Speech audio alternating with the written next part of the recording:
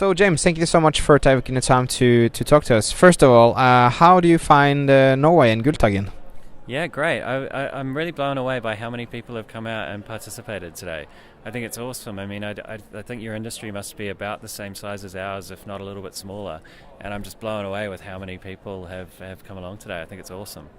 Yeah, it's kind of a big crowd. You ever been to Norway before? Yes, yeah, once before, last year, middle of winter last year. Winter time. Okay, sorry about the rain now. So you just talked about creativity and also doing good, and I really enjoyed your talk. But can't you share a little bit, just for the ones who wasn't lucky enough to be here? Can you be creativity? Does it add up? Does it give value for money? Tell me a little bit about your book, your angle. Yeah, absolutely. So yeah, I mean the question that I sort of went asking a few years ago was whether you can quantify that creativity is more effective than doing less creative work, and there are 15 big research studies over 20 years that prove that a more creative approach is a more effective one, and none anywhere that show that a less creative approach is a more effective one. So it's pretty cut and dried. There's a mountain of evidence now that says that pursuing highly creative work is the right thing to do. That's got to be quite a relief for a lot of creative directors out there. So how did the book respond to our industry? Yeah, really good. I mean, obviously the creative people in our industry really love us. Whenever we back up their sort of intuition and prove them right. So it got a very good reception from the creative types and from the client community too, to be honest. So I think the client community appreciates us putting the work in to actually quantify creativity for them, and they've taken the findings really, really, really well, not just from my book but from others that have also sort of spread the religion.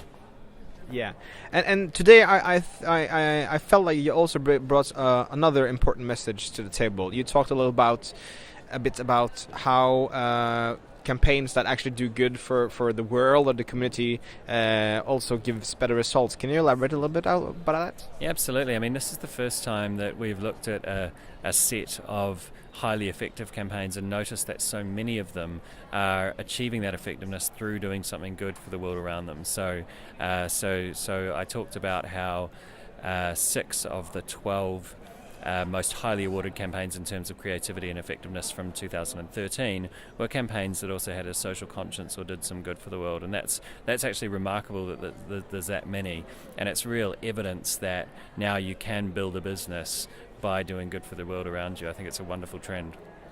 Yeah, I agree. Another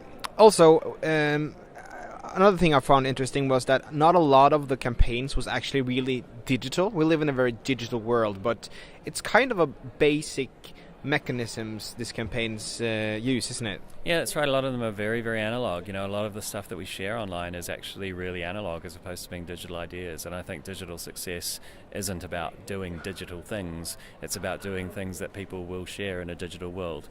And sometimes they're digital things, and sometimes they're really analog things, like drawing a sketch of a woman or having a small business day on a Saturday each year. I agree. Couldn't agree more. So thank you so much for your time. You're welcome. Awesome.